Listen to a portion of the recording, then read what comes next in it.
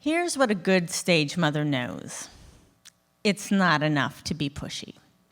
You have to be proactive. When I bribed my toddler with cheese to make him point his feet, I knew it was unorthodox, but as a former professional ballet dancer, I also knew that it's never too early to start your ballet training. It was my edge over the other stage moms. I'd hold up a cube of mild cheddar. Wagner would point his feet, and while he was distracted by his snack, I'd cup his doughy little toddler feet in my hands and gently push on the metatarsals to stretch his arches. Again, cheese? He'd ask, grinning. Clearly, I'd picked the right incentive. Point your feet, I'd banter back, whispering. If my husband were within earshot, he did not approve of me bribing our son with dairy products in order to nurture a love of dance.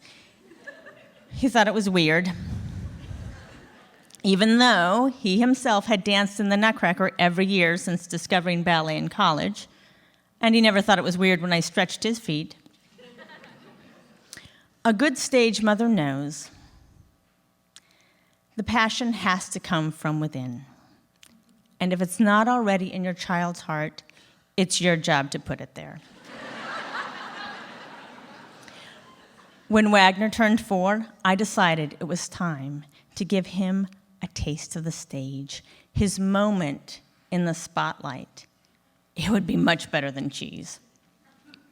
He auditioned for the Nutcracker and was cast as a little angel, in spite of a shocking inability to remember choreography and an astounding lack of musicality. I had my work cut out for me in our home rehearsals. A good stage mother's like MacGyver, and she can turn any room into a ballet studio, so rehearsals can happen anytime, anywhere. Our makeshift stage was the living room, and I didn't think it would be a distraction to have the baseball game muted in the background while I rehearsed Little Angel choreography with Wagner. After I'd retired from ballet, but before I had kids, I was a diehard Giants fan. I never missed a game if I could help it. These days, I only watched baseball when the Giants made the playoffs, and tonight was Game 1 of the World Series. My bigger concern was getting Wagner to rehearse without the promise of cheese, which he'll have to give up when he turns professional. Arms up on the count of 4, I reminded him for the 17th time in 16 counts, only to find him frozen in mid-plie. "What's that?" he asked, nodding toward the television. "It's a baseball game," I replied in monotone, hoping that if I answered in a boring voice, we'd get back to the rehearsal and progress. "Those are the San Francisco Giants, but they're not really giants, they're just called that." "Who's that?" He walked slowly toward the TV like a zombie. "That's the pitcher, Madison Bumgarner." I waited for him to lose interest, but instead he swayed a bit, from side to side, eyes wide, jaw slack. Who's that?" "Buster Posey." "He's the catcher. The pitcher's going to throw him the ball, and that guy in blue is going to try to hit it." Madison Bumgarner took the mound, and as he turned his head toward home plate, Wagner copied him and turned his head over his shoulder. Madison wound up and threw a clean strike, and Wagner's body twitched.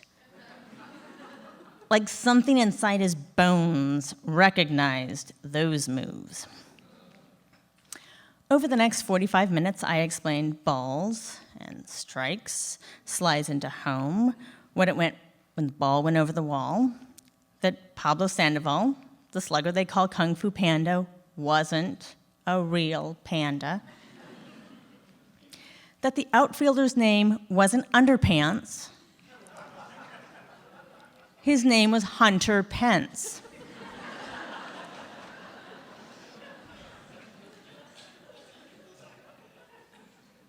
By the seventh inning stretch, Wagner was completely absorbed in the game. He found an empty paper towel roll to be his bat, a fleece mitten to use as his baseball glove. He was even scratching his crotch. He was still wearing his ballet slippers, but only because they were useful for sliding into second base, which just an hour ago was a humble ficus plant near the fireplace. The whole time, Wagner pointed his feet for cheese. He just did it for the cheese.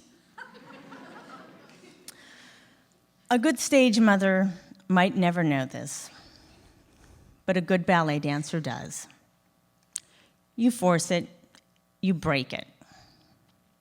And when life offers you a graceful exit, you always take it. If you don't, you'll regret it. 1 month after the Giants won the World Series, the Kung Fu Panda signed with the Red Sox. When I broke the news to Wagner, he cried into his pillow. "Why, Panda, why?"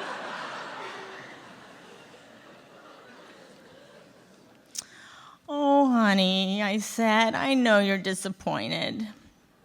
I'm sad, too. But he wants to do something different. He wants to play with a new team. It's just part of life." As I comforted my son, it occurred to me, I still had an edge. How many baseball moms know that you have to stretch your quadriceps before you stretch your hamstrings? Or had a list of chiropractors who made house calls? I didn't know, but T-ball started in 10 weeks, and I was about to find out. Best of all, Wagner would be able to have his cheese and eat it too.